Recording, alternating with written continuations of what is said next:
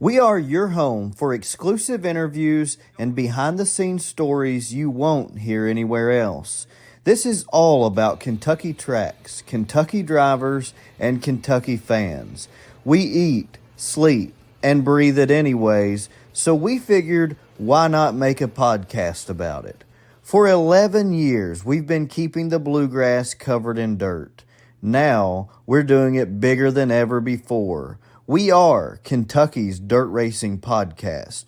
Welcome to another edition of Dirt Racing in the Bluegrass Live, presented by Smokehouse Grill and Buffet.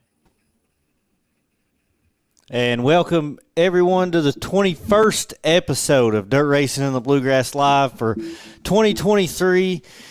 I'm Josh Chastain. I'm in Richmond, West Lanham, Worldwide West. He's in Campbellsville, Kentucky.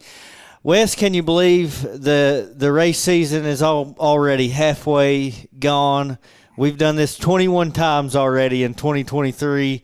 It's really almost unbelievable. We've already got 21 episodes in this year. Where has time gone? Time flies when you're having fun, buddy, and we're having a blast. Yeah, you got that right. You ain't kidding.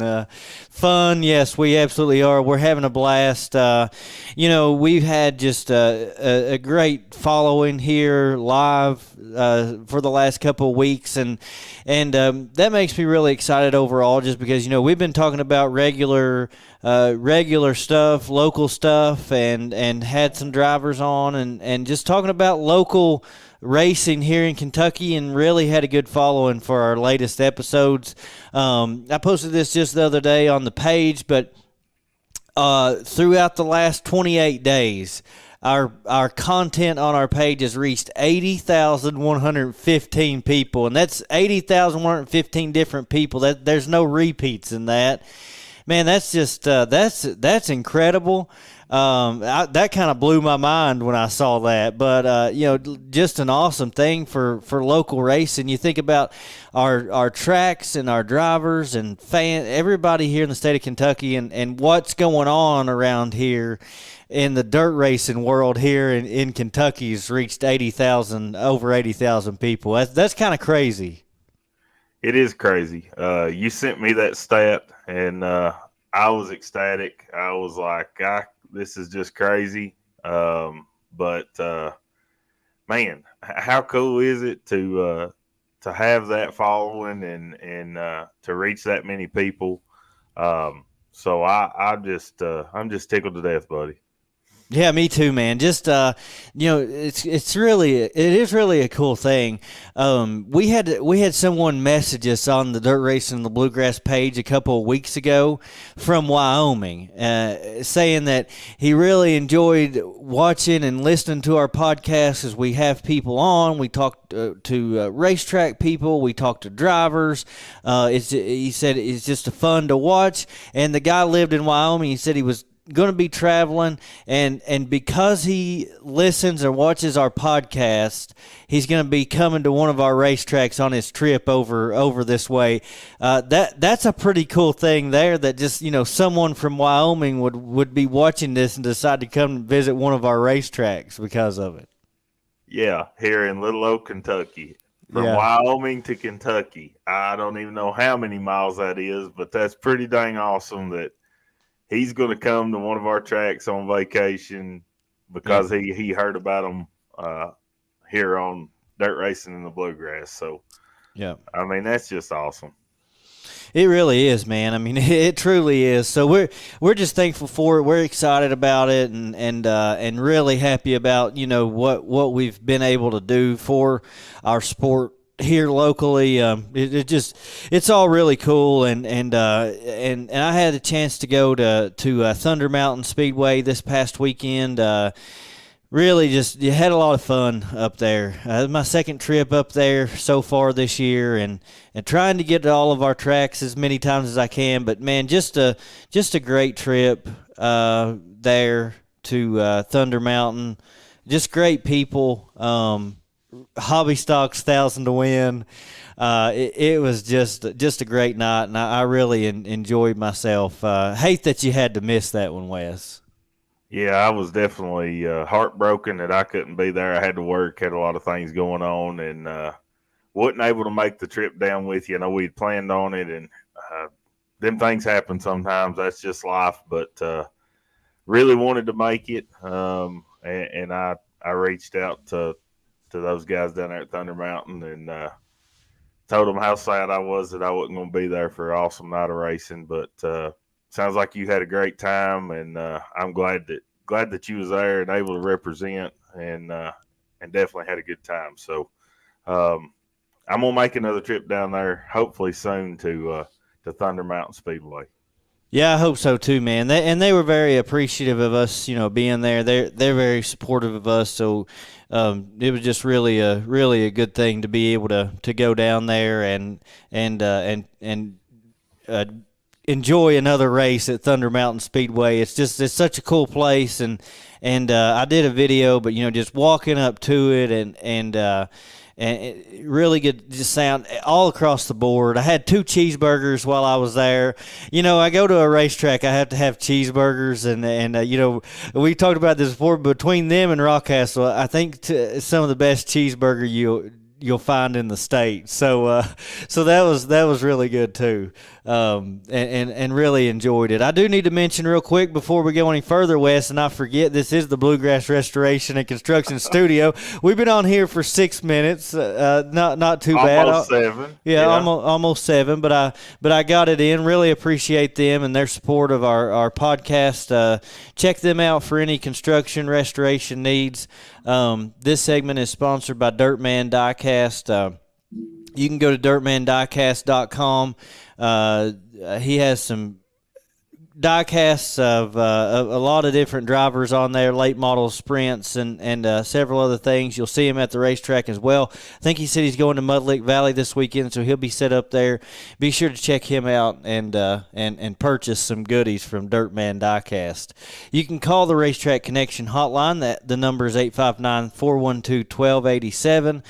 And so give us a call tonight. Let's hear from you real quick. The topic I want to talk about, hot topic. We're going to do this every week. The one I want to talk about. So we have some Hall of Fame races, Racetrack Hall of Fame inductees coming up. Wes, I think that's a really cool thing that these racetracks are doing. Ponderosa's has been pushed back. Unfortunately, they had to postpone that one. But Lake Cumberland's Hall of Fame race is coming up this weekend. The inductees into the Lake Cumberland Speedway Hall of Fame.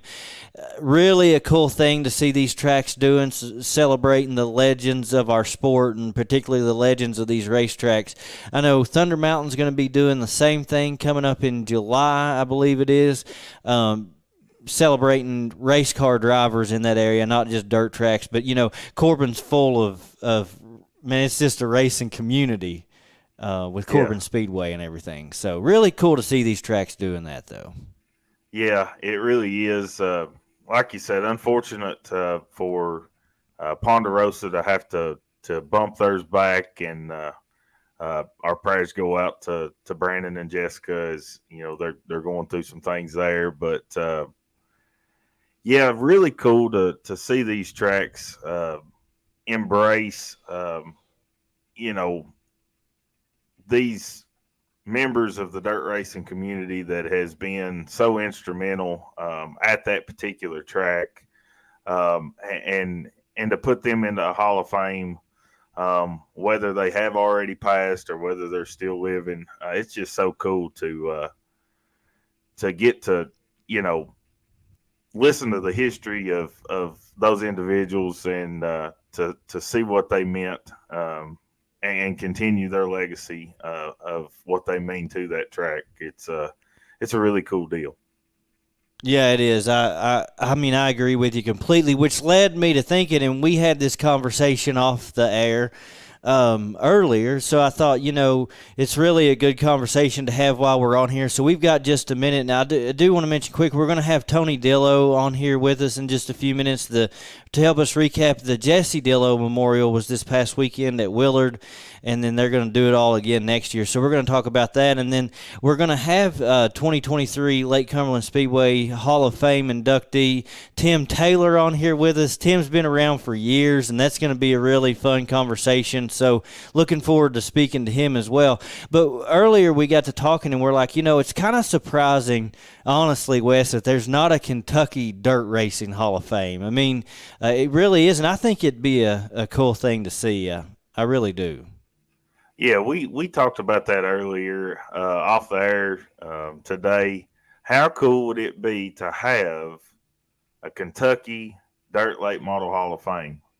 And especially since we've already got the National Dirt Late Model Hall of Fame is in Florence, Kentucky. So yeah, it just seems fitting for us to have our own as the state of Kentucky, and rightfully so. I think we need to have one, and we could kind of go through and compile the names from the tracks, and if you're in a say the Lake Cumberland Speedway Hall of Fame, we could maybe look at that as that puts you into the Kentucky Dirt Late Model Hall of Fame.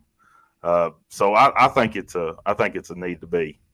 Yeah, I definitely do too, because like you said, you do have the National Dirt Late Model Hall of Fame. Greg Miller says there's a Kentucky Motorsports Hall of Fame over in Western Kentucky, but something specific to Kentucky dirt racing, and not just dirt late models either, but I mean, there's been so many legends over the years, so many people over the years, not just driver-wise, but contributors and people that have made such a big impact in our sport, and I just think it'd be cool to have that, just something to recognize all those people, one place. That's what a Hall of Fame is all about. And I'd love to see it over the years. So, Wes, we might just get to work on that and find some people and put that together. And we could add that to your list of agenda. We could add that on there. You don't have much going on, so maybe you could arrange a Kentucky dirt racing Hall of Fame for us. I think you could handle that. Yeah, just add that to that list. Just keeps getting longer and longer. It's almost as long as Santa Claus's list right now. Yeah, I do hear rumor that there is a really good chance that you're actually going to be singing the national anthem coming up at Rockcastle for the Tommy Lanham Memorial. I think there's a real good chance that's gonna happen. I'm looking forward to it.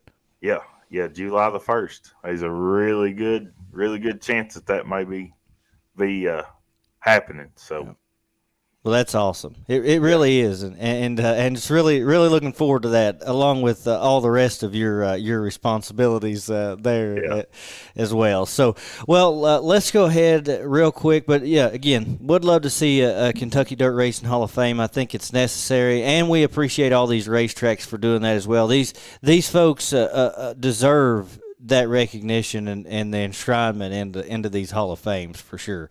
But let's go ahead and bring Tony Dillow on to Dirt Racing in the Bluegrass Live with us here this evening. Tony, I see it looks like, man, maybe you're multitasking a little bit there. I don't know if you're sitting still or you're driving down the road. Oh, I'm sitting still. Okay, all right. So I had to drive from my business where I'm at working, because we don't have good service out there, so I had to drive down the road a couple miles to get good service. I got you, man. Well, good deal. I was going to say we can bring you back on it if you need to get somewhere. So, but no, good deal. This past weekend you actually reached out to me this week, and really happy to have you on here with us. The Jesse Dillow Memorial. Wanted to get you on here to help us recap that a little bit. But before we do, I just want to ask you, because I'm always interested, you have these memorial races, but sometimes, man, like people don't even really know who it is that we're memorializing. You know what I mean? So first of all, I'd like for you to tell us just a little bit about Jesse Dillow. Who is Jesse Dillow? Well, Jesse Dillow was my brother. There was my oldest brother, Carl, me, and then Jess, and then me, and we have three siblings. So he was the middle boy and the second in the line of six.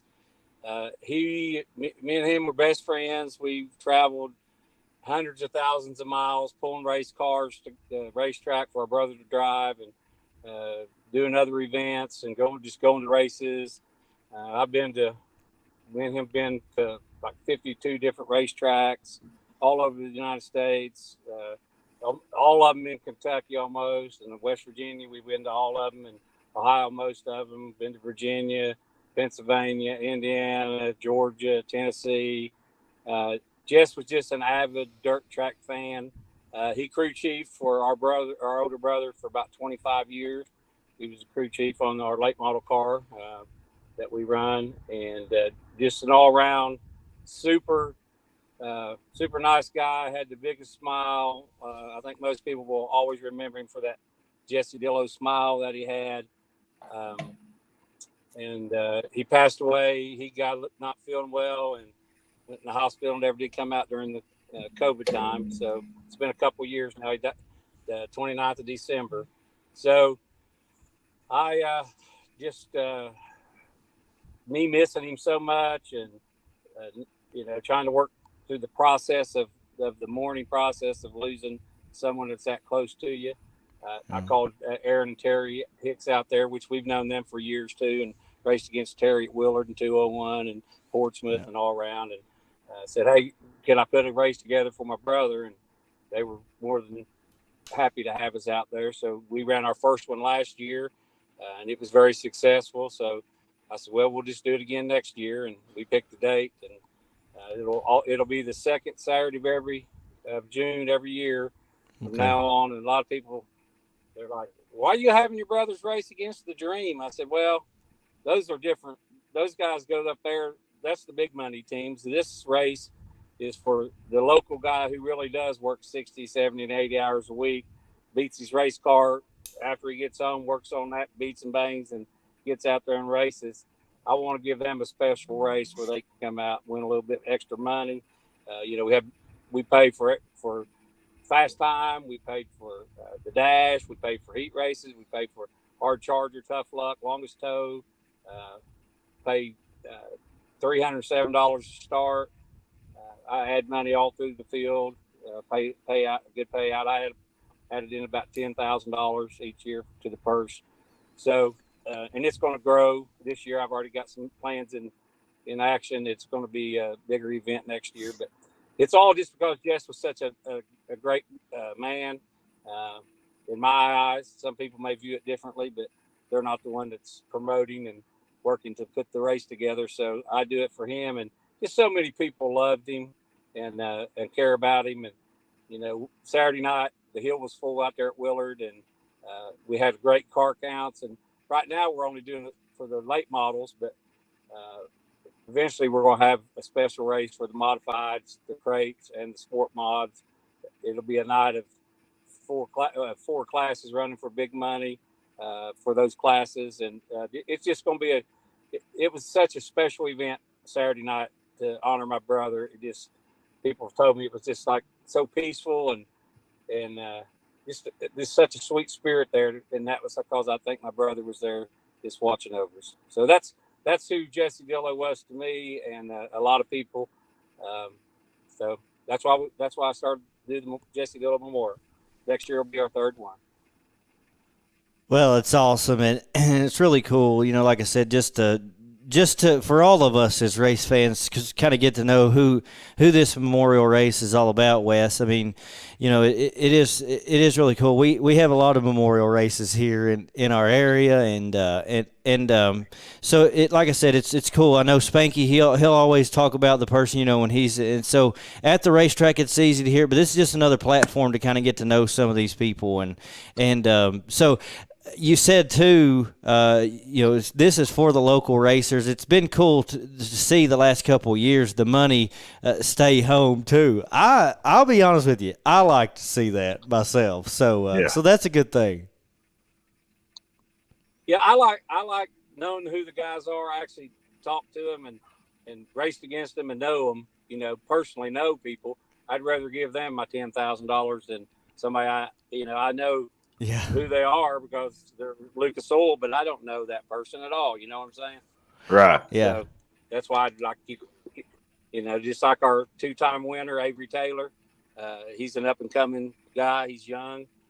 Butch Dowdy's his grandfather raced for years and years, probably 30 years, and he's backing Avery now and getting him in the car. And he's the only winner of the Jesse Dillow Memorial so far in the first 2 years, and they're just ecstatic. Him and Lucas Crooks both run good there, and Lupus will get him a win pretty soon. But that's the kind of guys I want coming out there and racing with us. And, you know they don't have to worry about those bigger boys. They got a chance to race. I mean, Derek Fisher was there and Shannon Thornsbury. Those guys are not slouches. You know? Yeah. Right. And, Yeah. But those are good teams. But Avery and them are coming along. So, yeah, I just like keeping the money with the local boys if I can. Yeah, it's a cool thing. That's cool that you talk about Avery. We had him on the show when we had some technical difficulties, and we'll have Avery back on the show. But he's definitely a young and upcoming racer, and just seemed like just on fire as far as racing, and just love it. You talk to him, and he's just so excited, and I'm sure he was excited to get that win on Saturday, and especially, he's won back-to-back. So, you may even put a bounty on him next year. Yeah, just a good dude too, so, yeah. I think you're right about that, Wes. And he'll help you. Yeah, and he'll help anybody in the pits. He don't care. You go over and talk to him, they'll give you whatever they got. If they've got it and you need it, it's yours, and he'll climb under the car and help guys turn wrenches and get their setups better. And even though he's going to be right out there in a few minutes racing against them, he don't care. He's going to go out there and help them anyway. So that's one thing I love about dirt track racing. That's everywhere you go. People are like that. Yeah. It is. It sure is. Yeah. Well, tell us, so Avery's won it the last 2 years. I didn't know this. I was talking to Nick earlier today. Last year he ran down Tyler Carpenter and passed him, and I think Nick said run off and left him. So that sounded like a good time, and then he comes back and wins it this year. So been a good event the last 2 years, a lot of fun. Tell us about next year's Jesse Dillow Memorial. You mentioned a little bit, but it's already planned out. So. Yeah, we're working on trying to finalize everything, get the details. But, yeah, Avery passed Tyler last year with 5 to go. It's a 30-lap feature, and he got around him on lap 25 and just set sail. Tyler, I talked to him. He said, my tires, he said, I knew I was done when I kept hearing him back there, and he said, I knew he was coming and I was falling. So, and then this year, of course, A.J. Hicks, he was out there in that 604 crate. He set fast time overall. He got a $400 or $307 bonus for that. Fastest crate, another $107. Then he went out and won the dash, won $407 for that. So before we even got a lap in the feature, he had already won about $1,000 for what he'd done. And then he was leading. It was probably it might have been about halfway through. He got 2 guys he was getting ready to pass, spun out, wrecked, and he had some damage on the right front tire, knocked the toe out. He still led for about 4 laps after that, but Avery just kept working him till he got around him, and then Shannon Thornsbury got around him too. But he held on to third. He stayed right there and finished third after with that right tire pointing in the wrong direction. And Shannon kept getting up on Avery, but he said, I just couldn't there was no way I can get around him. He said, if I'd have got around him, I'd have been gone. He said, but I just couldn't get around him. Avery got on the bottom. He stuck on the bottom. And the funny thing is, Avery and Derek, the first 2 laps, they were beating on each other for that position because they knew the track conditions. You got to pass right now, Well, yeah. Avery busted his power steering on lap 2, so he ran the next 28 laps without any power steering. And he said the weirdest thing was, he said, the more I drove it, the easier it steered and the faster the car got without the power steering. He thought, oh my God, I ain't gonna be able to finish this race. And he said, I ain't even tired. He said it just got like it was easier and easier as we went along. So yeah, he got around him with probably 10 laps to go. Played about 10 laps, but yeah. So and then we had 25 cars both years, and I think that's pretty good for a 2,000 win show. And yeah. I had more guys promise they'd coming, but I know how racing is. Things happen, and you just can't do it. But we ran a B main, and had a dash and 3 heats and a B main, so that's a good night of super late model racing. And so next year we're probably going to up the purse to 2,500. I'm working on getting it to 500 to start. Still pay out all my bonus money for quick time, heat race, dash, farthest tow. We had a boy drive 7.5 hours from Michigan come down and race with us, Ryan Davis. And there's an amazing story there. He was born with only half an arm on his left arm, and then I'm sure you've heard Hunter McLeod had his arm, that accident, and lost his arm. Well, they got connected, and Ryan was able to talk to Hunter and encourage him, because Ryan runs a landscaping business, drives a late model one-handed. He said, there's no barriers on what you can do just because you don't have your half of your arm. He said, I've done everything that anybody else does in life. So I talked to Hunter after the race, and we were also able, through sales of our Jesse Dillow Memorial shirts, we raised $1,040 that we gave to Hunter at the end of the night to help with his medical bills and stuff. And he was very appreciative. And that's awesome. I think we lost him. There we go. A lot of good stuff going on. Yeah. So just a lot of good stuff going on there at the racetrack. But yeah, next year we're going to. We lost him at next year. We've got to get the next year part, Wes. We can't end it at what happened this year. So I know they've got big plans coming up. He looks like I did there, face frozen on that first episode of the year with James Jesse. Yeah, I think we got you back now, Tony. All right, there you are. Go ahead, tell us about next year real quick before we lose you again. Okay, 2,500 to win, and 500 starts my goal for next year. Then we look like we're going to have a 1,500 to win modified race, thanks to our friends at Stealth Race Cars.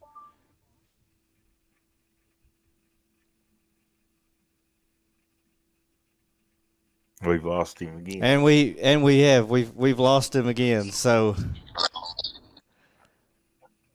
I'm back.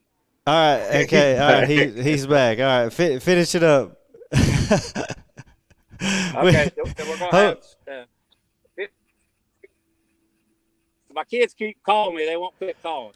15 modified race. We're gonna have a $3,000 crate race if everything works out. And then we're going to have a $1,000 win sport mod race. So I got people working on all the different races for me to try to get the funds and do all the bonus monies. I don't know that the bonus money will be in every class. It'll stay in the supers, late models, but we're definitely going to have a special, a little bit more money in the purse for the other 4 classes. 3 classes. We'll run 4 classes that night. We're hoping to get, 30 or 40 cars in each class, and have a big night for Willard Speedway, pack the hill again. Give an alternative to go to Eldora. A lot of people go to Eldora, but a lot of people don't, So we'll be, most tracks are closed that weekend, and we'll be an alternative to come out and watch, 2 late model classes and 2 modified classes, and put some money out there for them boys to win, and just try to grow this into a big event for every year for the drivers.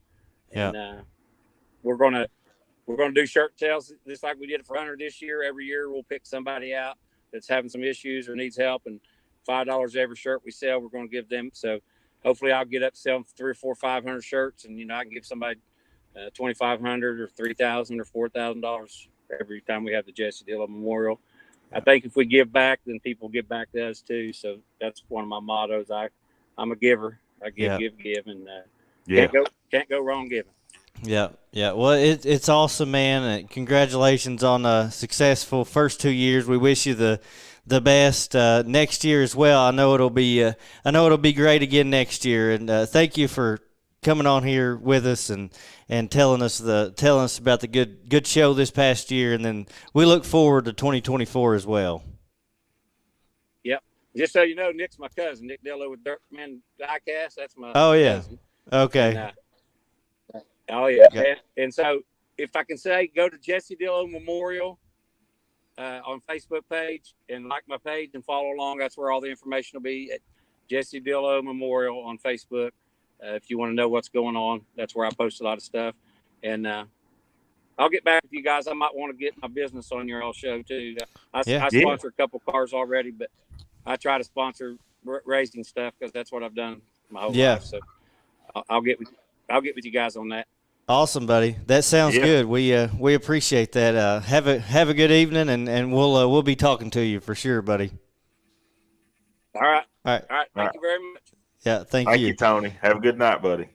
All right, Tony Dillow, we really do. We appreciate him, and we're grateful for the success he's had with that event. Of course, in memory of his brother, and it's been a fun race. Talking to several people, and it's just awesome to see it work out that way. It truly is, and there's a bunch of those Dillows. We got Nick, sponsors of the Dirtman Diecast. So, like I said, just really a cool thing to see. I forgot to mention earlier, Wes. I said we're going to have Tim Taylor on here. I talked about Tony Dillow. I completely forgot about the American All-Stars Series points leader, the current points leader of the American All-Star Series.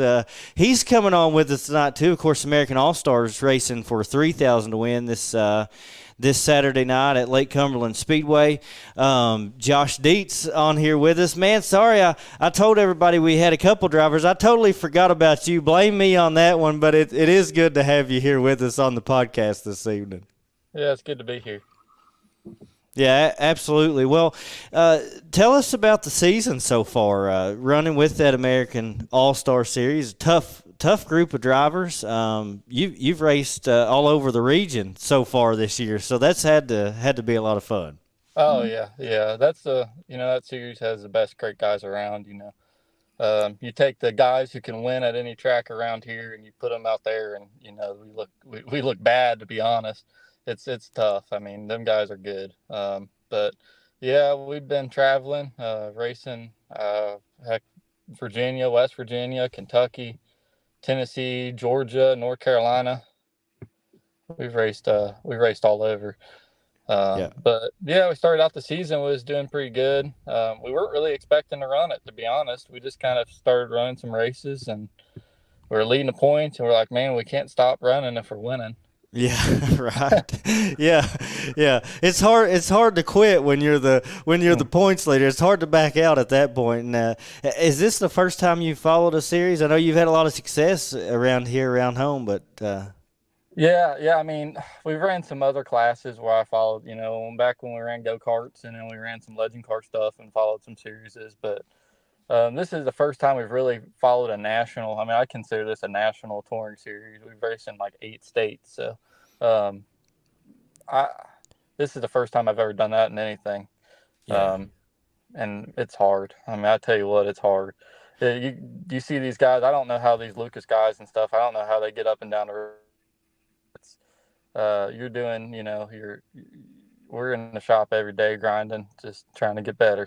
Yeah. I was gonna say, like, what's the toughest part? Running this series, like you said, 8 states. It's grueling. What's the toughest part about it? Just keeping up with the equipment, keeping on top of things. What makes it? Well, yeah, we got I got a lot of help, but it's just me and my buddy Dylan. We're the main ones. We're the ones in the shop every night, and a lot of these guys are going up and down the road, and they got stackers and toters and all that, and we're pulling. We got 1,500 truck pulling a 28-foot trailer is what we got, and we just keeping up. Yeah, like you said, keeping up with equipment, making sure you start running for points, and you got to race a little different. You got to, you're happy with third place, just kind of keeping a nose on the car, and not it's hard to shoot that gap and be aggressive, and you got to just make sure your equipment's together every week. You can't have anything fall off the car or anything like that. And and with these guys, like we said, they're tough. I mean, we go out there and you qualify, and you're 2/10 off, and you're 14th. Crap. So just making sure the car's consistent, and you can get in the car and be fast every time you hop in. Yeah, you've got to make sure, especially when you're running the series and the points deal, you got to stay consistent, and you got to have those good runs and be tickled to death with a podium finish or a top 5 every night, because you're right there, and not get frustrated. Well, I'm not winning every night. Well, take it one race at a time, and be consistent and run those top 3, top 5s, and like you said, and Saturday night's going to be no different.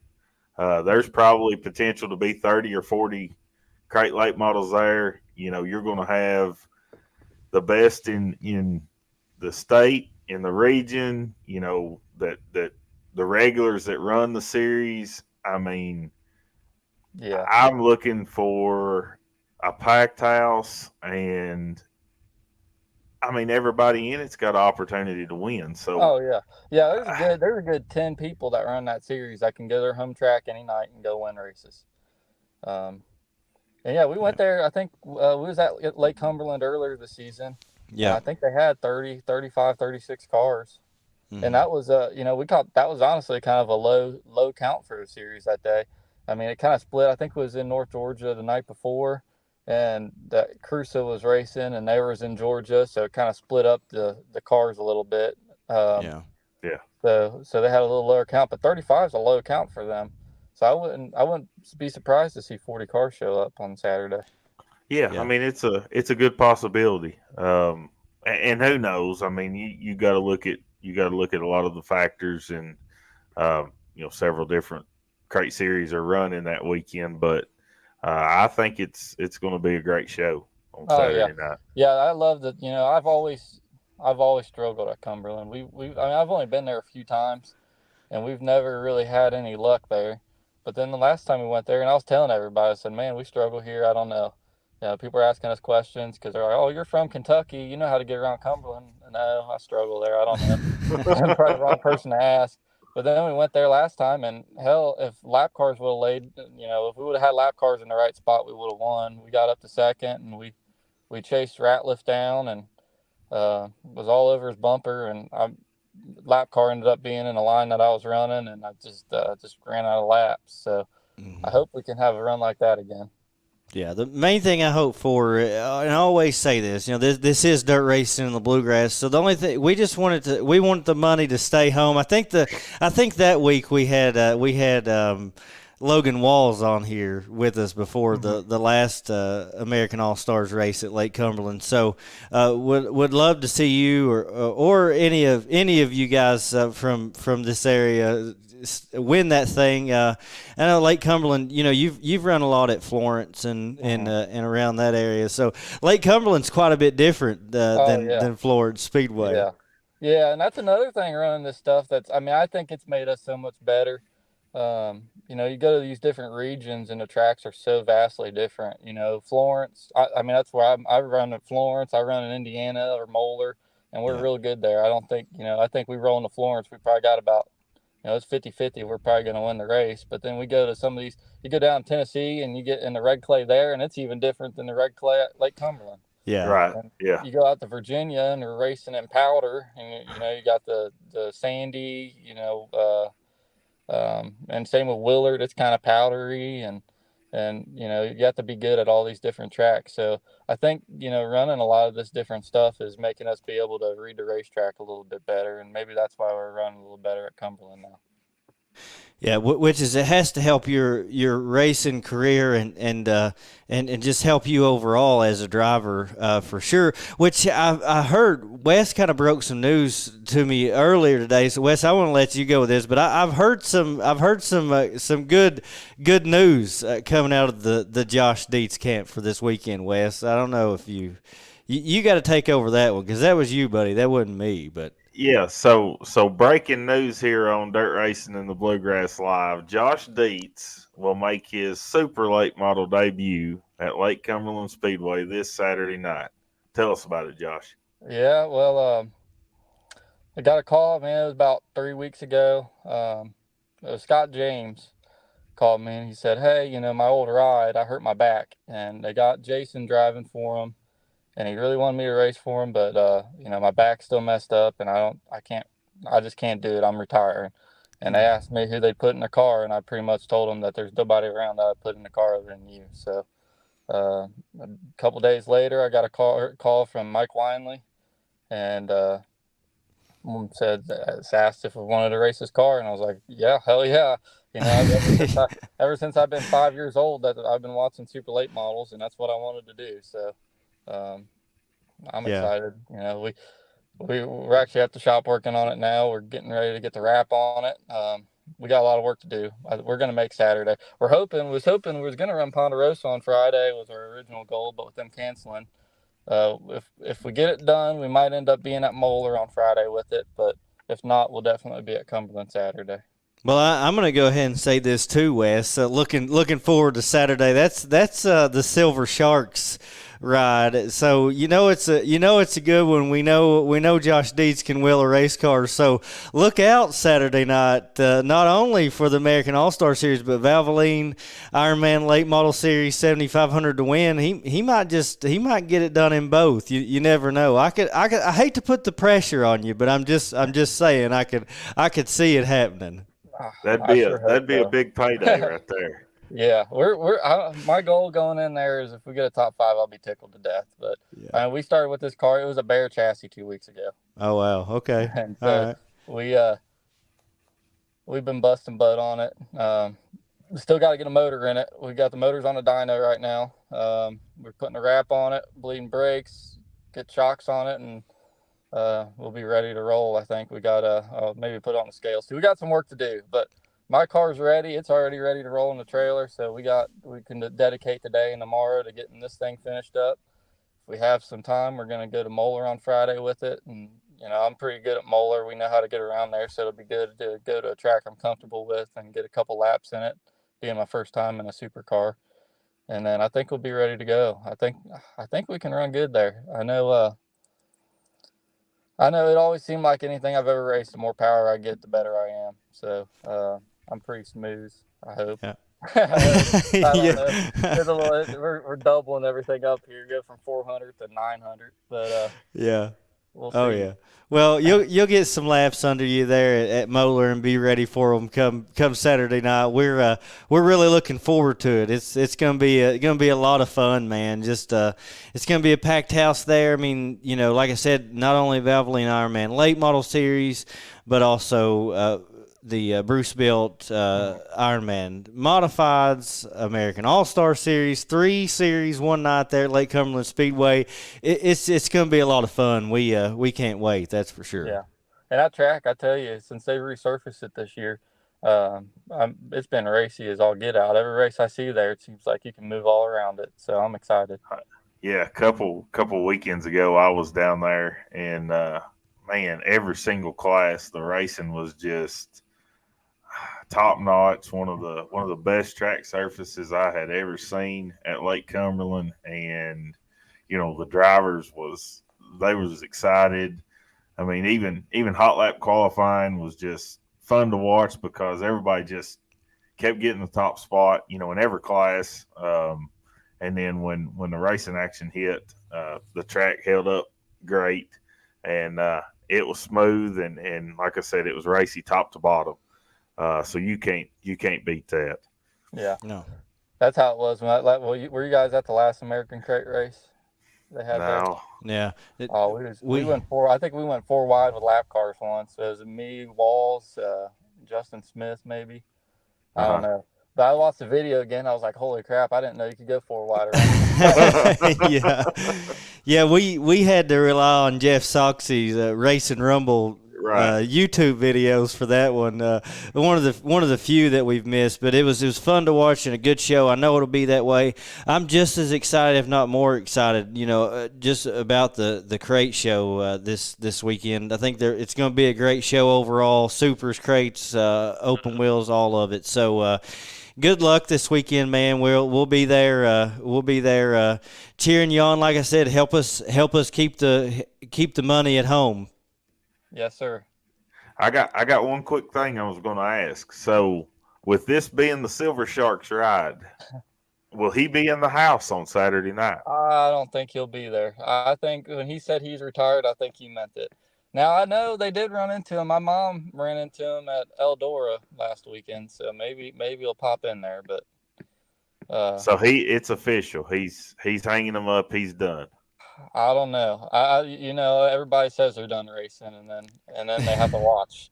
Yeah, yeah, which I imagine would be a hard thing to do too. So, I understand that for sure. Well, maybe we'll see a Silver Shark appearance at least. Maybe not in the car, but maybe we'll see him there on Saturday night. He's always been a lot of fun to watch. I know you'll do a great job taking over that driver's seat. I think he picked a good one to take it over. So, congratulations on that, and good luck this weekend. We're ready. We're really looking forward to it.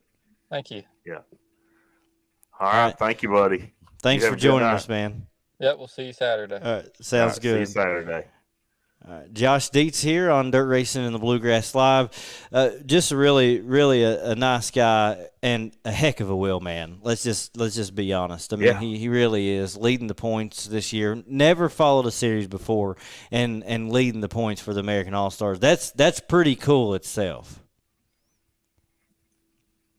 It really is, man. We'll see what happens on Saturday night. I know we've watched him a lot up at Florence for several different shows. Absolutely a wheel man, and we'll see what happens on Saturday. And it's going to be tough. It's going to be tough competition across the board. And like he said, I mean, series guys alone. Those guys put on a show, but then you look at our state and regional guys that's going to pop in, and should be a stout field of crates. Yep, absolutely. I agree 100%. It'll be a stout field. We can make a stout field just from our local guys around here. So be fun to watch them go up against the series guys and the regional guys this Saturday at Lake Cumberland, for sure. Well, let's take a commercial break real quick, but don't go anywhere. We're going to come back. We'll have Live's Top 5 still to get to, the newest edition of that, and then we're also going to talk to, like I said, 2023 Lake Cumberland Speedway Hall of Fame inductee Tim Taylor. We'll be back here in just a few minutes. Racetrack Connection is a social media app designed specifically for racing. On the app, you can find a track, find a driver, review and print track schedules, and use the chat feature to communicate with other fans and drivers at any event. There's even a map feature where you can locate racetracks all across the U.S., plus many other features, all for free. Download the Racetrack Connection app today.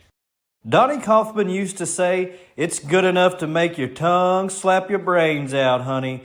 That's what we think about the home cooking at Smokehouse Grill and Buffet in Berea. Choose from the delicious options on their home-style buffet and salad bar, or order from the full menu. Not to mention their desserts and some of the best breakfast you'll ever eat. We promise you'll never be disappointed with this racing family-owned business. Visit their friendly staff and grab a bite to eat. Located just off exit 77 in Berea. Hi there, I'm Alan Feldhouse Jr., head basketball coach at Madison Central High School. Here at MCHS, we have built a winning team. I'd like to tell you about another local winning team, family-owned and operated Bluegrass Restoration and Construction. They specialize in roofing, general construction, and home maintenance services. Just like on the court, you need a team that will work together to get the job done, and that's exactly what BRC does. Give them a call at 859-353-1133. Road Tribe. All right, welcome back to the Bluegrass Restoration and Construction Studio. This segment of the Dirt Racing on Bluegrass Live podcast is presented by the Detail Shop. All right, Wes, real quick, we've got to get through our Live's Top 5. We need to do it fast, so I need you to talk fast. We're going to have to get through it. We got to get through this before we can get Tim Taylor on the line. We've got to get him on here. So let's go ahead and get started with this real quick. By the way, this has been a lot of fun doing this each and every week. Now, I do have to tell you, some of this has stayed the same. No change in a couple of our classes here for Live's Top 5 this week. Starting with the Super Stocks, it stays the same. Blake Brown, Dennis Roberson, Tyler Hayes, Andrew Harmon, and Jimmy Robinson is your top 5 for Super Stocks. Tyler Hayes and Andrew Harmon both picking up feature wins this past week. Tyler at Rockcastle Speedway and Andrew at Mudlick Valley Raceway. So they stay neck and neck, West, but they're only a win away from tying first and second place up there. So so it could get interesting in the weeks to come to see how this shakes up for sure. Yeah, it definitely will. I got a good feeling about. I mean, any of those top 5, they can win anywhere in the state that they show up. So Yep, could get interesting. I agree with you. And then open wheel modifieds top 5, a little bit of a change here, I believe, from last week, but not much of a change. We had a couple of events going on this past weekend, but part of it is the same guys keep winning, Wes. So Yeah, that's exactly right. Ben Petrie picks up another win there at Thunder Mountain. We've talked about the success that Cole Falloway's had in his racing season. Blake Brown's still on top. Blake's had a phenomenal year in that new race car. Brian Barber in 4th and Billy Green in 5th. So yet again, another stout top 5 in our open wheel modifieds. Yep, yeah, and that's another one. That's another one there too. I think Ben Petrie's only one. I'd have to look at it again, but 1 or 2 wins away from Blake Brown. So that's another one, man. It's gonna get interesting. Blake Brown's the top of both of those classes so far, but that could change in the weeks to come. We'll just have to wait and see. Late models top 5. A little bit of a change in this one to the list of drivers here. So Josh Rice stays at the top of this. We'll have to see if anybody can take him down this weekend at Lake Cumberland Speedway. I know he's planning on being there for 7,500 to win with the Valvoline Ironman Late Model Series. Justin Ratliff, I'm sure, will be there as well. Ace Claiborne's in 3rd. Jeff Watson 4th, and new to the Live's top 5 this week is Logan Walls. He picked up a win at Rockcastle Speedway in the Pro Late Model Division this past weekend. So add Logan Walls to the list there in our Live's top 5 late models. All right, our Live's top 5 front wheel drives. Clint Cox 1st, Raymond Fuson 2nd, Eric Parton 3rd, Chris Meyer 4th, and Frankie King Jr. 5th. So that's another. We've switched spots a couple times there in that top 5, but it's kind of staying about those same 5 drivers. Yep. They've got a good battle going amongst themselves. Yeah, they really do. And I said just last week, I said Clint's going to have to get that new car together and get back out there and take care of business, because he had the most wins, but he had some guys jumping him on the leaderboard there. And Raymond Fuson got it done. I think that was his 3rd win in a row at Thunder Mountain Speedway on Saturday night. So good season for him so far. He's close. He's within 1 win there. So another close one. But yeah, Clint Cox comes back out and at Rockcastle and gets it done again. He answered the call this past Saturday. Hobby stocks. This is quite a bit of a change again. Wes, we talked about this earlier in the year, but this is all based on results and heavily favors special event wins. So a brand new number 1 on the list, a brand new to the list at first there in the Hobby Stocks division is Jeremy Bretz. He won the 1,000 to win Hobby Stock race this past weekend at Thunder Mountain Speedway. AJ Smith for the first time ever on our Hobby Stocks list. Now he's within 1 win of taking that top spot as well. But AJ Smith in 2nd for this week, Randy Hacker 3rd, Bo Gilly 4th, and Craig Stocks 5th. That class is just a whole lot of fun. Really enjoy talking to those guys, and they're just a fun group of drivers, and it's a fun class to watch as well. So they sure are, and I'm expecting a huge car count Saturday night at Lake Cumberland with our Hobby Stocks. I've said it; all classes should be jam packed on Saturday, but you hit the nail on the head. That is definitely a fun class to watch race. Great group of guys. Love talking to them in the pits. And the last Saturday night that I was there, they had a barn burner of a race, and looking forward to it again on Saturday. Yep. Yeah, I'm with you. Added money. Yeah. 1,000 to win again. Yeah, on they Saturday did. night for the Hobby Stock. So yep. Should be great. I'm looking for another 20+ field of cars show up on Saturday night. Yeah, I'm with you. It will. It's 1,000 to win again, 2 weeks in a row. This time at Lake Cumberland Speedway, where it all started there, and they were fun to watch last weekend. They put on a good show at Thunder Mountain. So it'll be fun, man. Just across the board. We talked about late models and modifieds, but how about hobby stocks and front wheel drives this weekend at Lake Cumberland? It's going to be fun to watch for sure. Not to mention the Hall of Fame induction that'll take place there Saturday evening as well.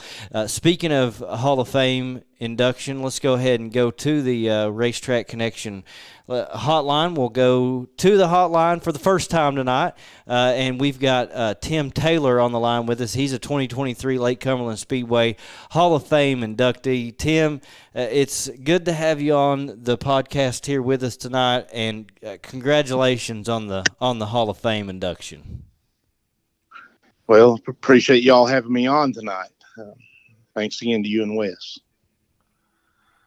Yeah, when I saw the list of Hall of Fame inductees at Lake Cumberland Speedway, I said, Josh, we have got to get Tim the Tool Man Taylor on the show. Yeah.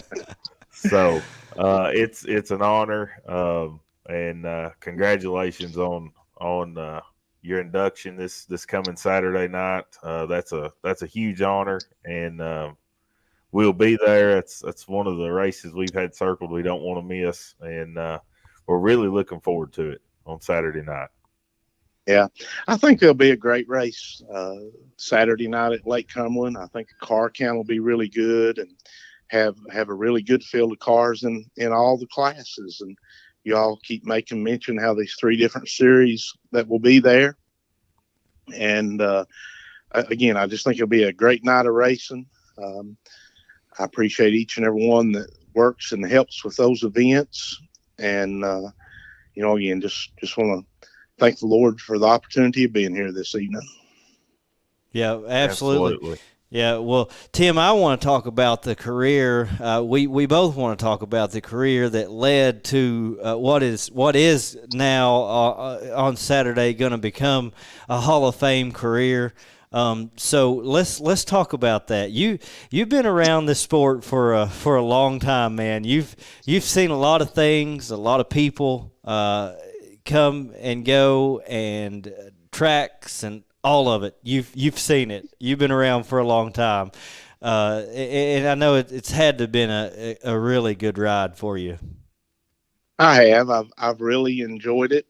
One of the things that I will make mention of, as a kid, I didn't get to go to the racetrack much. I went a couple of times to the Somerset track up at West Somerset Rec, and that's been a long time ago, but went there a few times and have some memories there, but really didn't get around the race and seen a lot till I was 26, 27-year-old, and things kind of took off from there.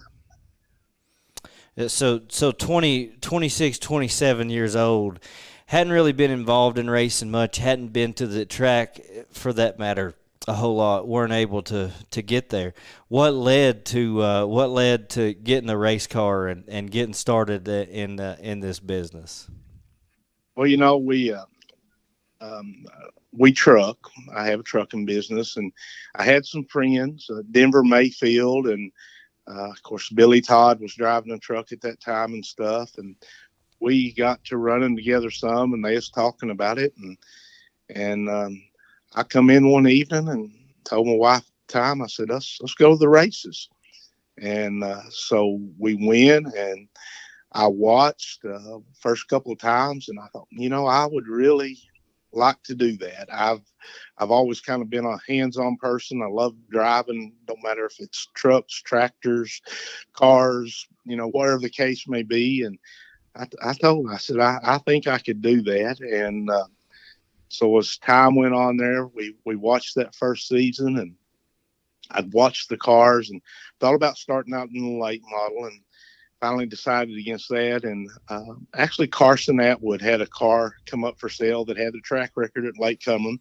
It's built by Bobby Grider and Steve Cole over at Russell Springs, and that car came up for sale, and I went and talked to Carson Atwood about it, and we bought it and brought it home and freshened the engine up a little bit, and we went racing the next spring. And you said, I don't know, I might have missed it there, but what was that car? What class was it? What was it?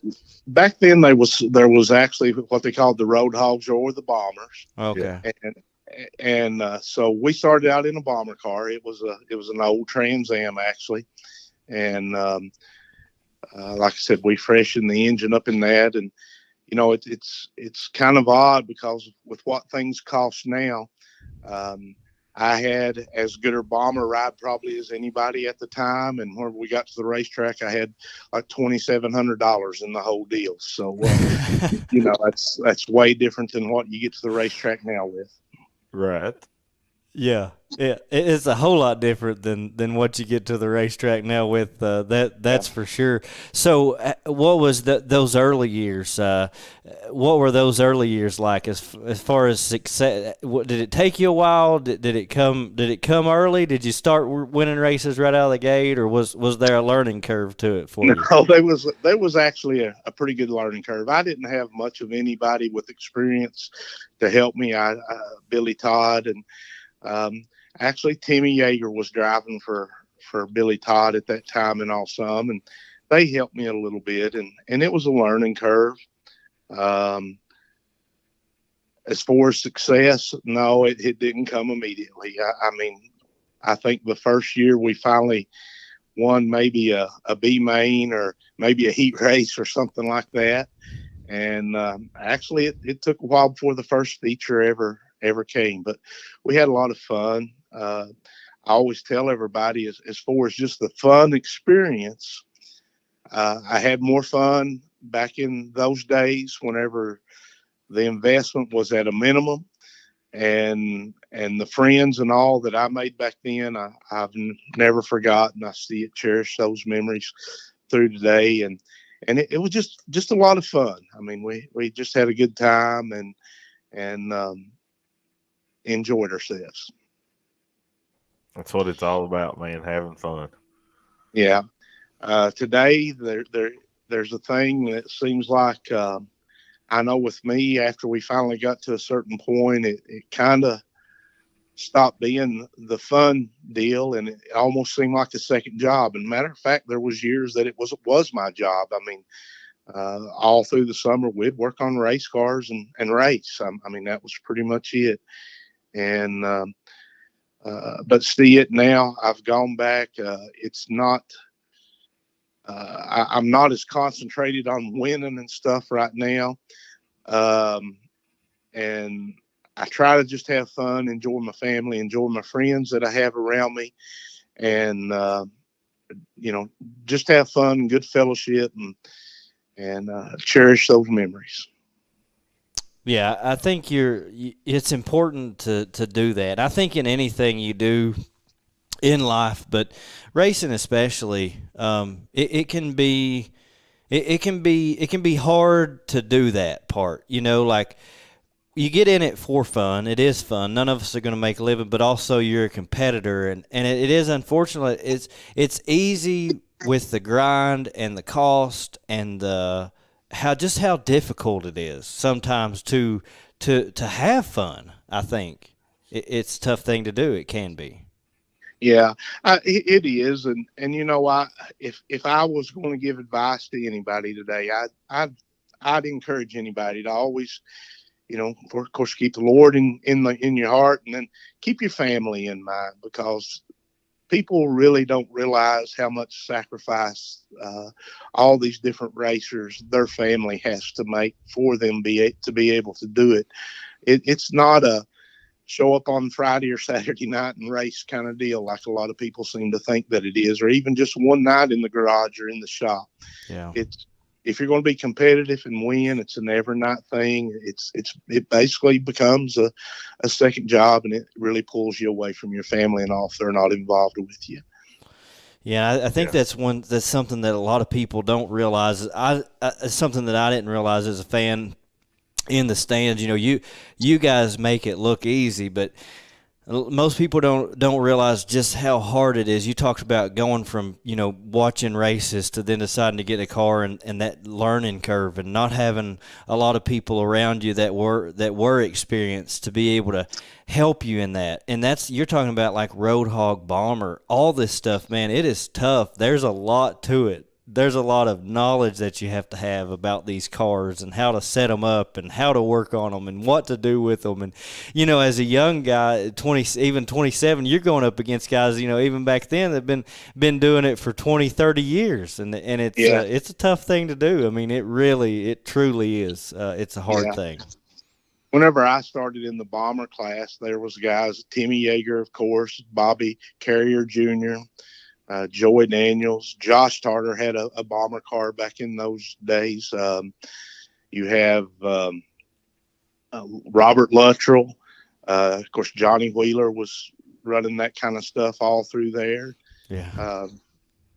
Just a lot of those guys, and I'm sure I've left out a bunch, those ones in particular. Yeah.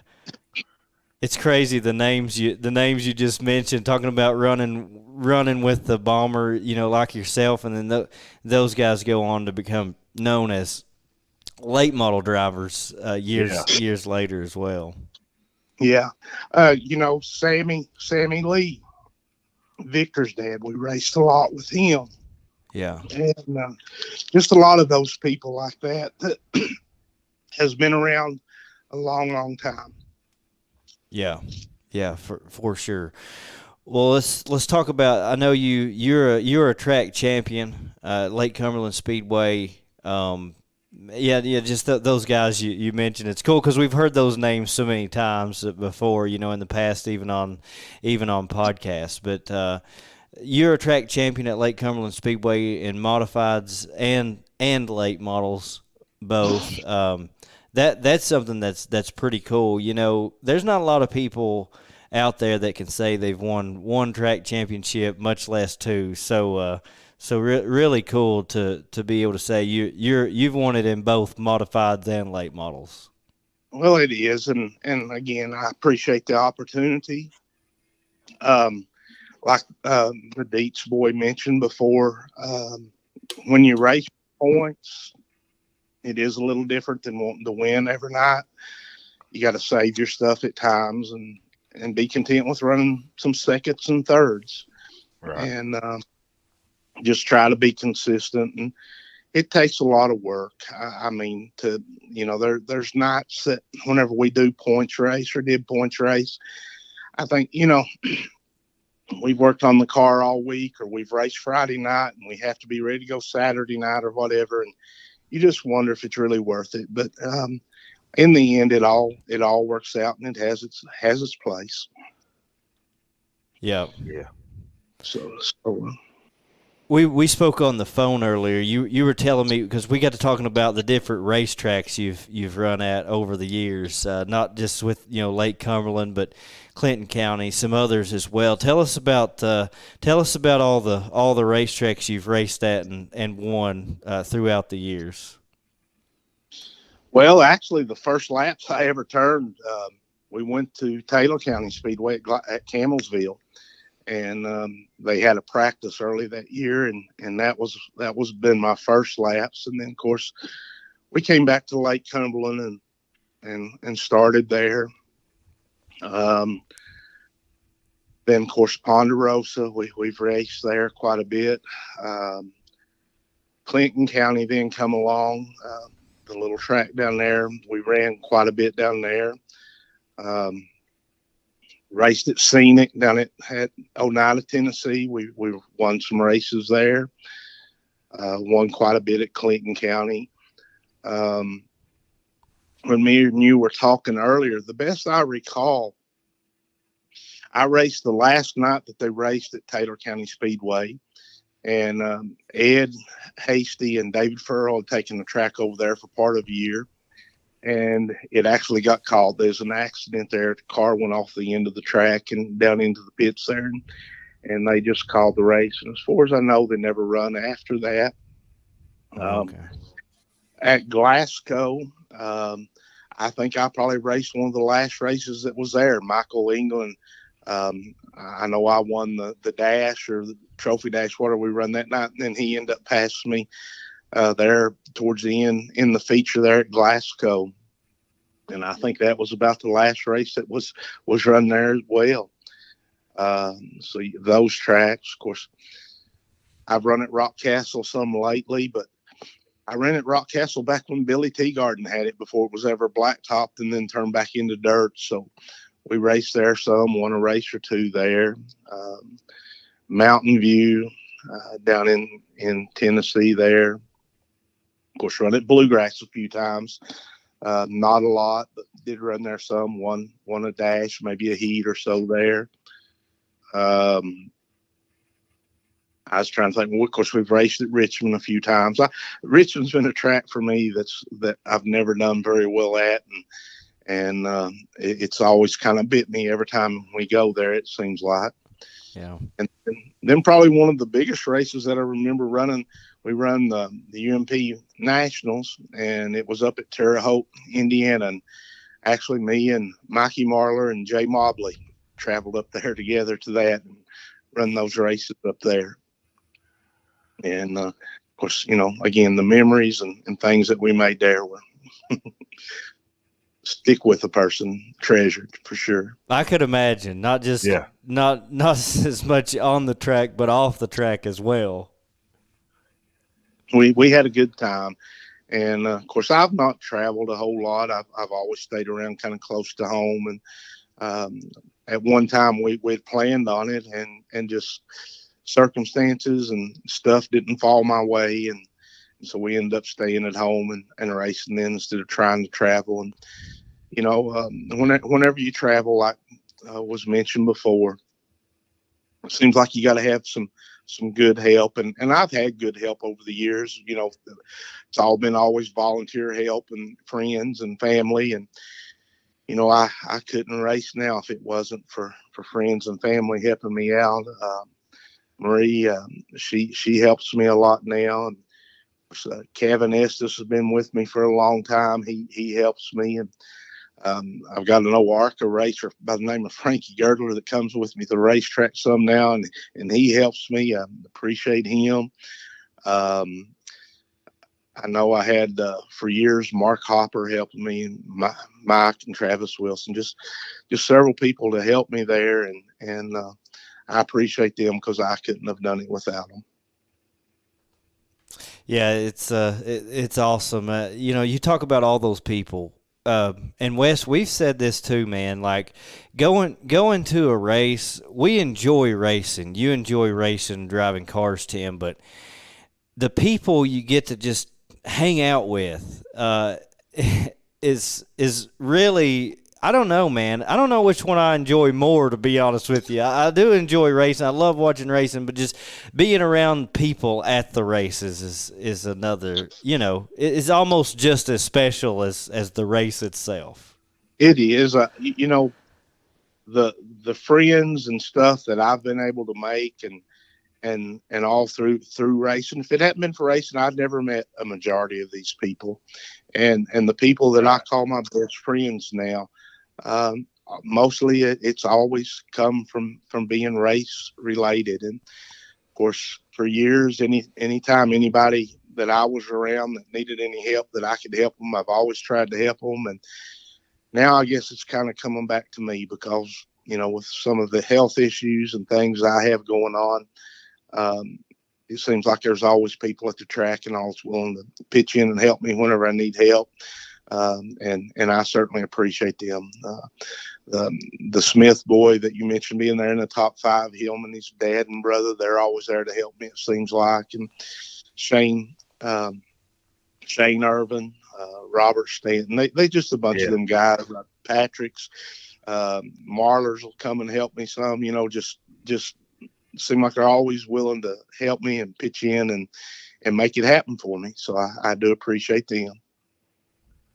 Yeah, I mean, both of you hit it perfect. I mean, you look at all the people that that you meet at our racetracks, and like you said, Tim, they become, friends that are just as close as family, and that those relationships are so special. And it's just cool when you get to go and race. We all love racing. We're all fans, whether we're in the car driving that night or whether we're there watching. But you still get to see the people, and it's just special. I know earlier in the year, I was getting to Ponderosa about the same time that you was, and you were coming through there at the pit gate and driving in, and I waved at you. And, that's the stuff that's so cool. It is the friendships and the acquaintances that you make throughout the years, and the memories that you make at the tracks last forever. You'll never forget those, and it's just dirt racing is so special to all of us. Yeah, it is, and I tell everybody this. If you don't mind, I'll take time to tell this. But Yeah, my favorite memory of racing, my mom and dad would come and watch, and they always sat in the stands. Well, during intermission, I would always try to go up there and sit down and talk with them for a minute or two. And one of my best memories is finally whenever it came to the point that as I walked through the stands and up to where my mom and dad was sitting, this little girl, she looked and she pointed at me and she says, "Hey, there goes Tim Taylor," and that's just something that sticks with you forever. Yeah. And then not long after that, it was probably in the same year, and this was back whenever we was winning some, probably in the early 2000s and stuff. I was up at Walmart one day at Danville, which, that's 45 miles away from me. I don't recall what I was in there for, but I noticed this little boy. He was probably 6 or 7 years old, and he kept looking at me. And all of a sudden, I seen him run over to his mom, and he pointed, and he says, "There's Tim Taylor." And, that just blew my mind. Yeah. I think that those kids are watching. And, that's one thing I'm going to say. It's a privilege to be able to race anytime we're around. But with that also comes responsibility, and try to always act and behave in a way that the Lord would be pleased. And these young people, I mean, they need role models desperately today to be able to look to and stuff. And even over my first super late model win or anything, those two memories there are probably the ones that I cherish the most. yeah. Yeah.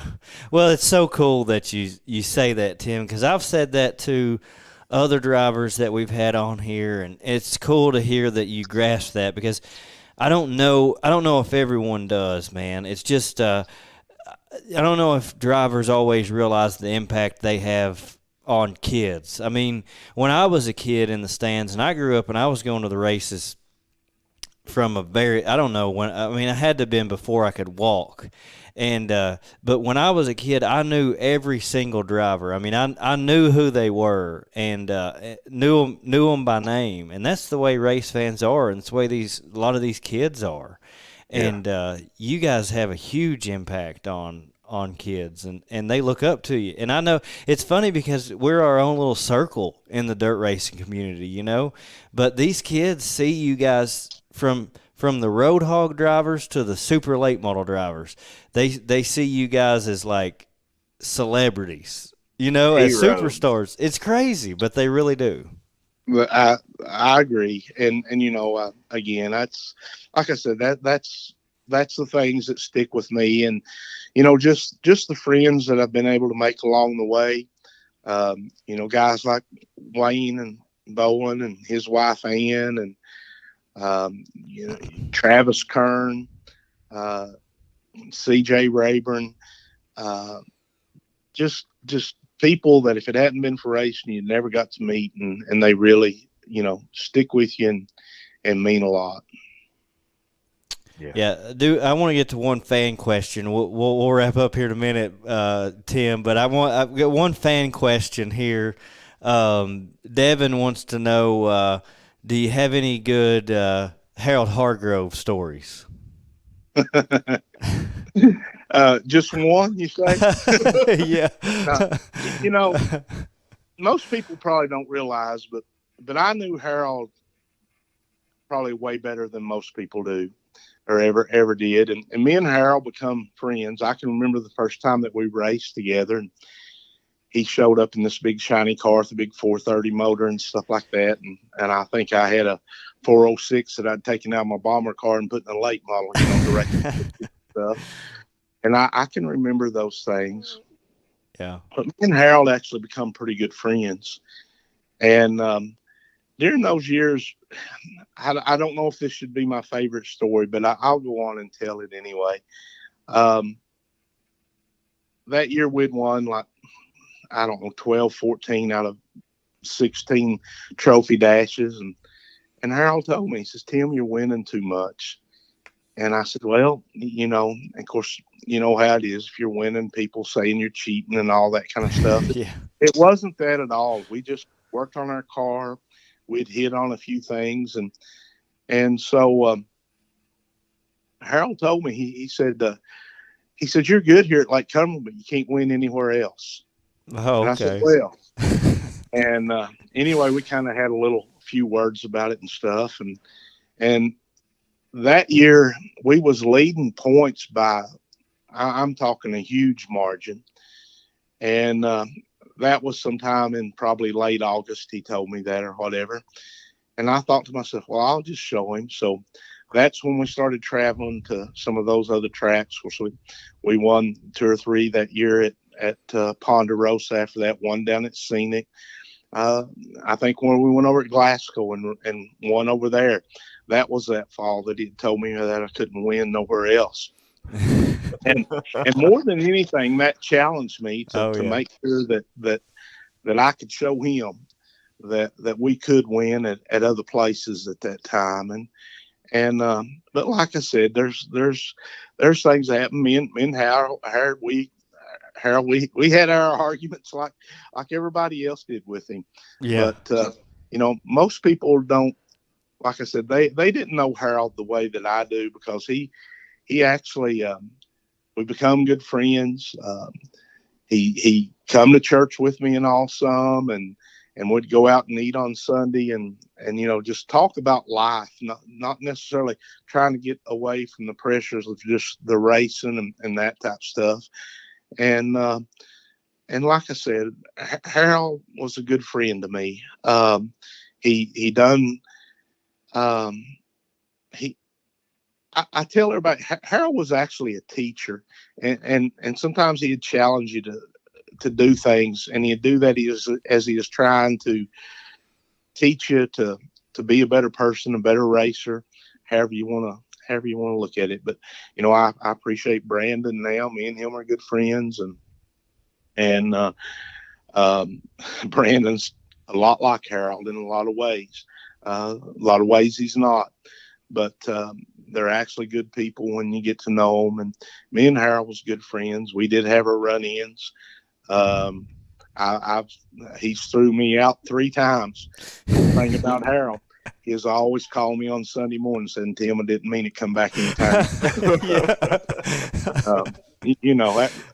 And Lake Cumberland was the only racetrack I've ever been through out of. So 3 different times.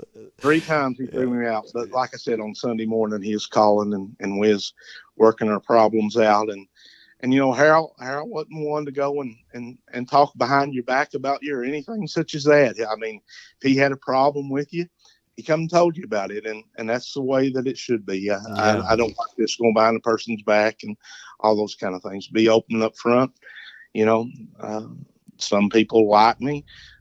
There's some that disagree with me on certain things and don't care a lot for me. And that was one thing. That was probably one of my hardest things as I look back on things, when I started racing And then we finally 2000. Well, I raced the late model some in the mid '90s that I owned, and then I got the chance to drive for Tom Neely and George Gobby in the 6 car, and while you were racing there and you were kind of the underdog, it seemed like everybody was your buddy and wanted to help you. And then actually in 2002, I bought my own car and we started racing then. And that's, we started winning some. Everybody still loved you the first 3 or 4 wins. But then when we got to winning consistently, it seemed like there's almost as many haters as there were likers. And a lot of the ones that hated me the most, it seemed like, were the ones that were our best buddies as we were getting there. Yeah. And jealousy has a big role in that type of stuff and all.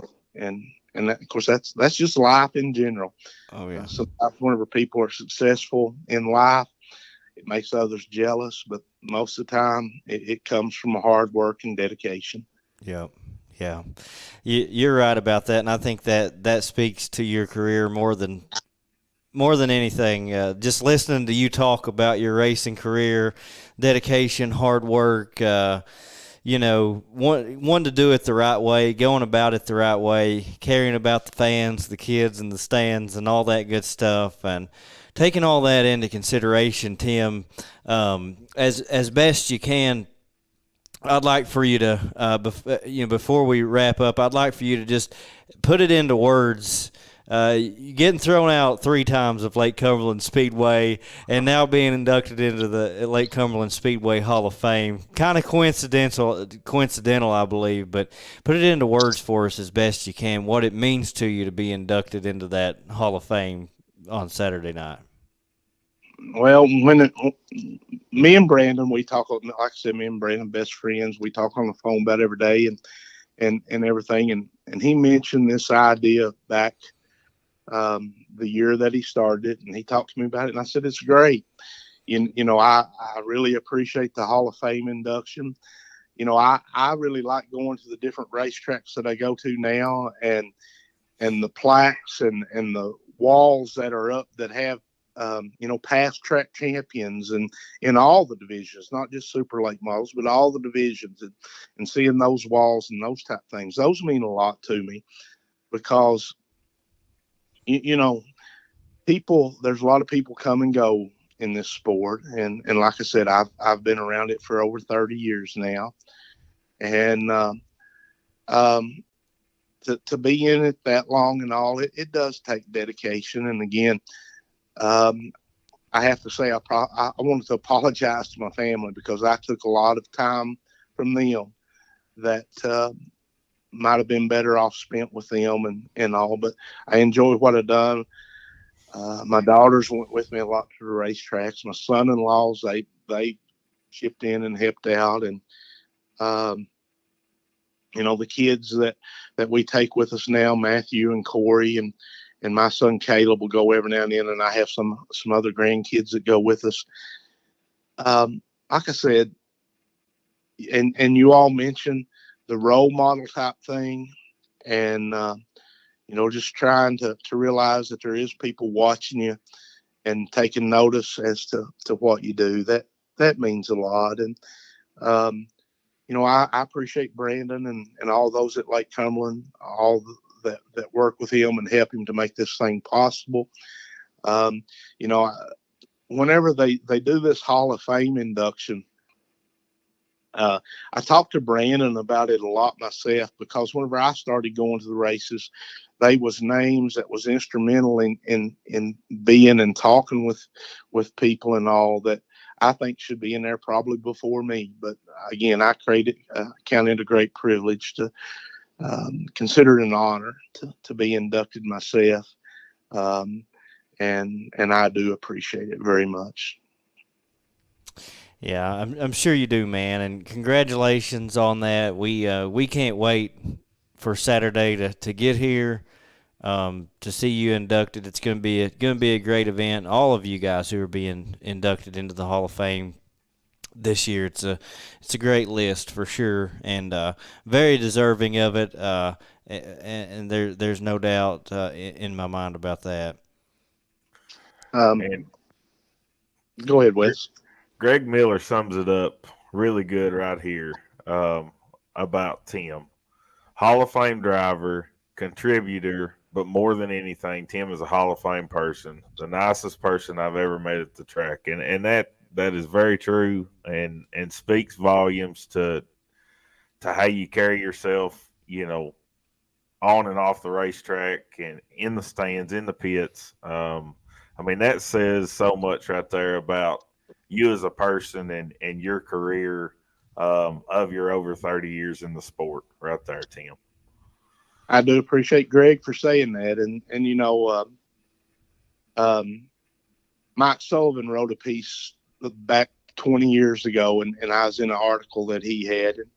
And I've always just thought about, some of the things that some of the older people have taught me, and some of the younger people as well. But, 20 years from now, people might not remember who won the race on Saturday night. But if we didn't act and conduct ourselves in the right way, people will see it. They'll remember the negative things 20 years from now if you're not careful. And that just means a lot to me for him to say that, and the other people that say those things as well. Yeah, it's awesome. Yeah, and I know a lot of people feel that way. There'll be a lot there on Saturday night. So again, congratulations. We'll be there Saturday. Looking forward to seeing the ceremony and seeing you there as well. I'm looking forward to meeting you, because then we talked today. I'm not sure that I've ever met you in person before. So looking forward to it. We'll.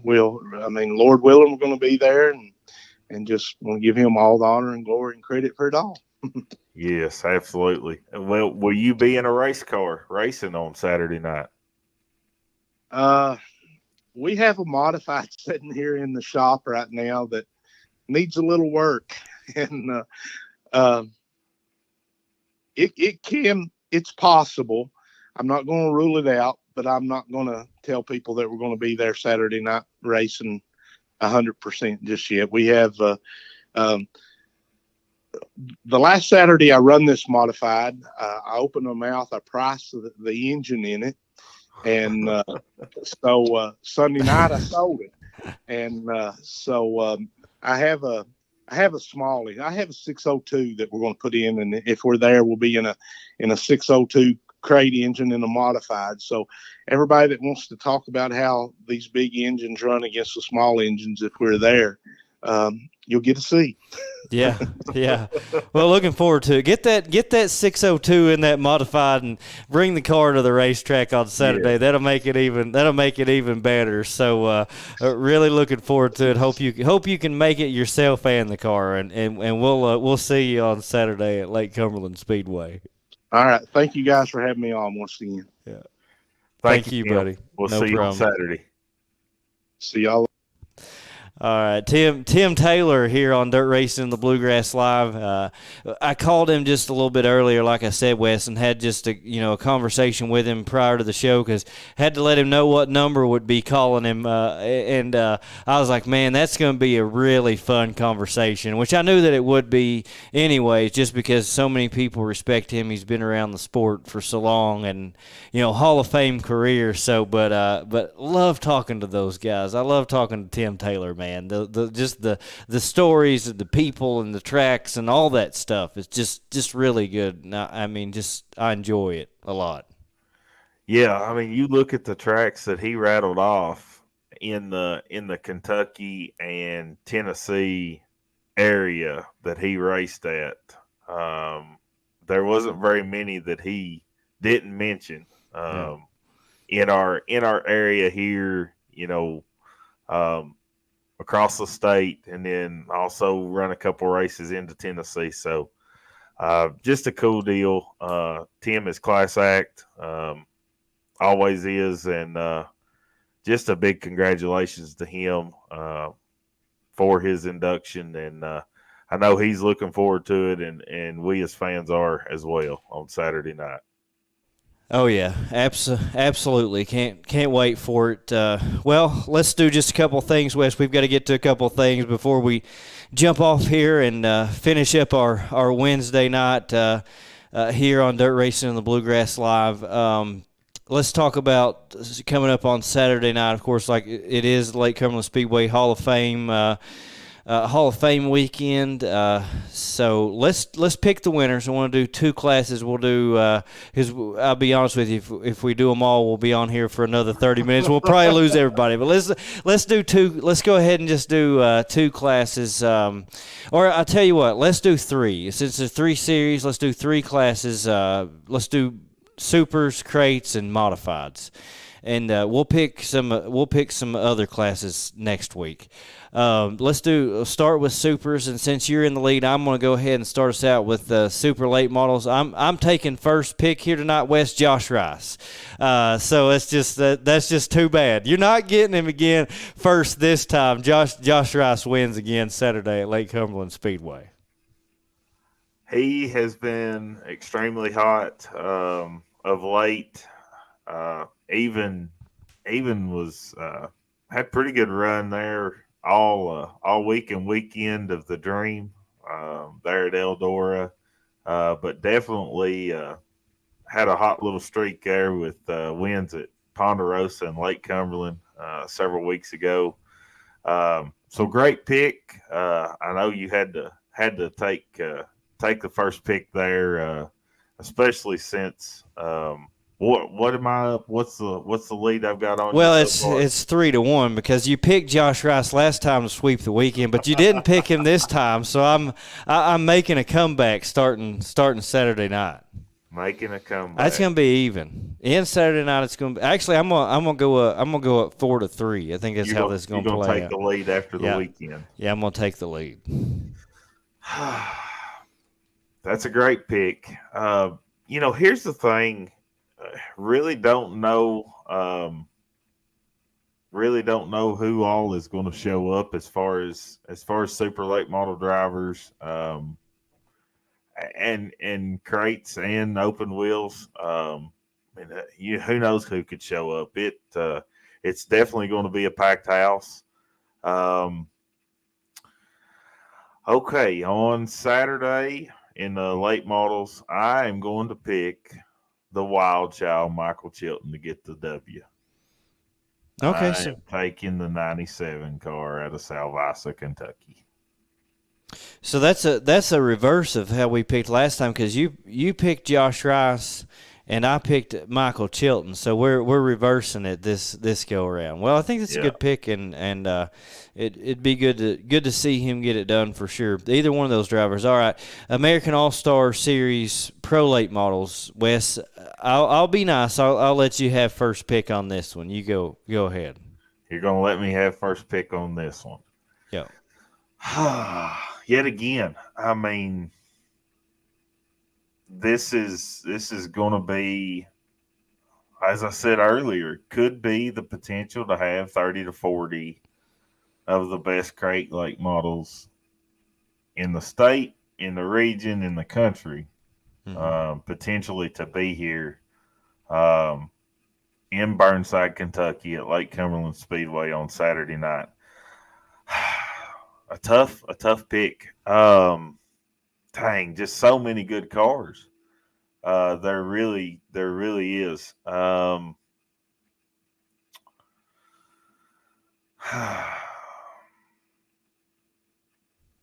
you're gonna have to pick sometime tonight. I'm gonna go to bed on you. I know. I'm going to take Jeff Watson out of Campbellsville, Kentucky, to get the win on Saturday night. Yeah, that's a good pick. Yeah, I have to say that's a really good pick. And he's got some wins. That's right, Angie. He does. He's got me stressed. I'm like, son, you're gonna have to spit it out sometime. I'm gonna go ahead and take that first pick or go to bed on you one. Yeah. Now I'm gonna go, and I like to see the money stay in the state of Kentucky, but I'm gonna go with Zach Seiss from Knoxville. I think he's good at Lake Cumberland, has been in previous years, and events there, so I'm going to go with Zach Sice for the win, and that ties us up. That's my hope anyway, coming up on Saturday. So open wheel modifieds. That's another one of those classes, man, that it's just it's hard to know who's going to be there, first of all, to even know how to pick the winner, trying to figure out who's going to be there. But I'm gonna assume, I have no idea whether or not this will happen. I'm gonna assume that it will. I'm gonna say Victor Lee for the win in modified Saturday at Lake Cumberland Speedway. He's had a couple of nights out in that car and didn't go the way he planned. Last time out at Ponderosa, he was fast and he left the track early. But I think things go his way this Saturday at Lake Cumberland. He's going to show up and he's going to take the win. Yet again, another great pick. Picking Victor Lee to win in the modified. And like you said, I mean, we got all these drivers, and who knows who's going to show up. Yep.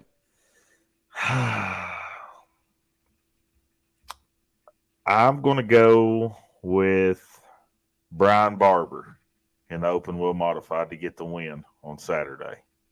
Yeah, that's a good pick. I haven't seen him in a couple of weeks, but he's still on our list. He's won I think the races I've seen him at so far this year. So that's definitely a good pick. I'm a little worried about that one, but hopefully I can find a way. I'll tell you what, I'd be tickled to death if I could just come out of this thing this weekend tied.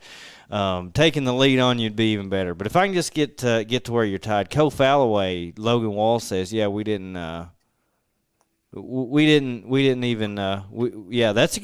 been a good pick there. Of course, like I said, you don't know who's going to be where. So no, and it's one of them things.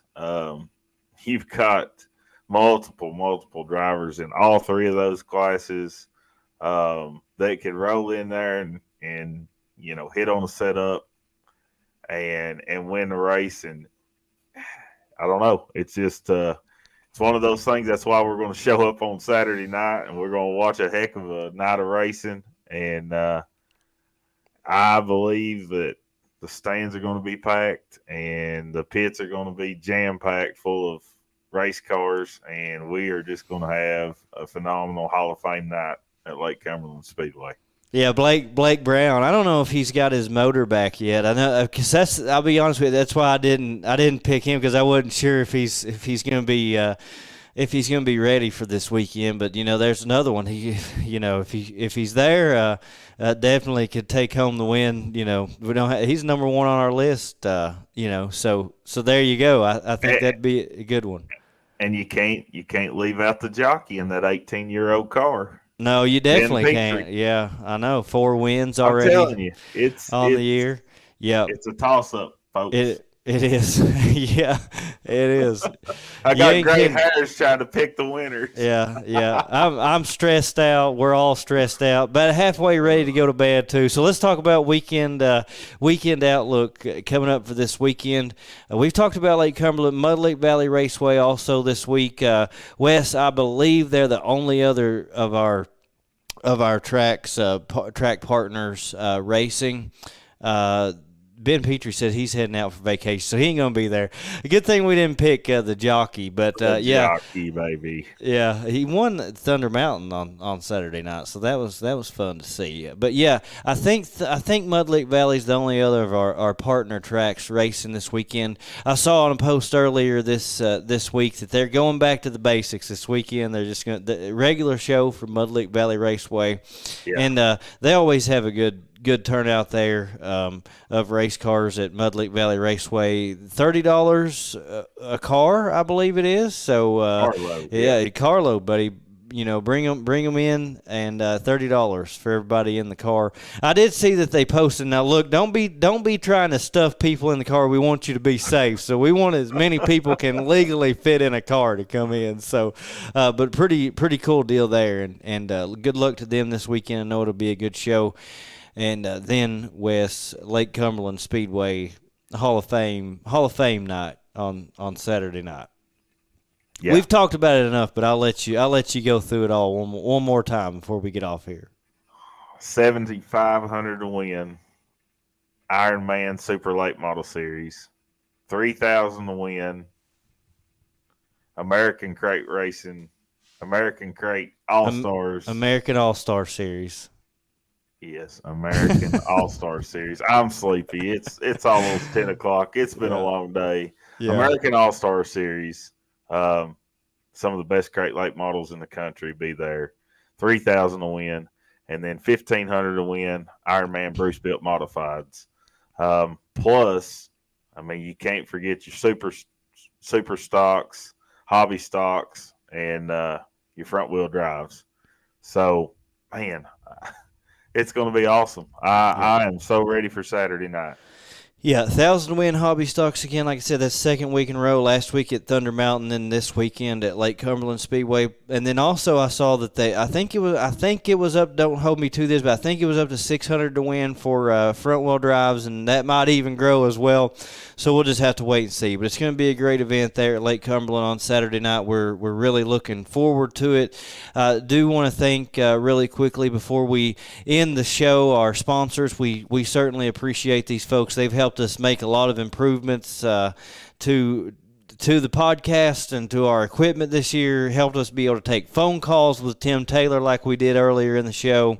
So Smokehouse Grill and Buffet, Racetrack Connection, Bluegrass Restoration and Construction, The Detail Shop, Extreme Style Signs and Graphics, Fast Track Racing Series, Ultimate Heart of America Super Late Model Series, Dirtman Diecast, CT Promotions, Mudlick Valley Raceway, Richmond Raceway, Rockcastle Speedway, Thunder Mountain Speedway, Lake Cumberland Speedway, Ponderosa Speedway, Ironman Late Model Series, Valvoline Ironman Late Model Series, and the Bruce Built Ironman Modified Series. So thank you to all those folks. Thank you to everyone for hanging in there with us. We've still got a few on here. We've been on here almost 2 hours. We lost a bunch of you, but thank you for hanging in there with us, listening and watching. We certainly appreciate you. You give us somebody to talk to each and every week. So it's been a lot of fun.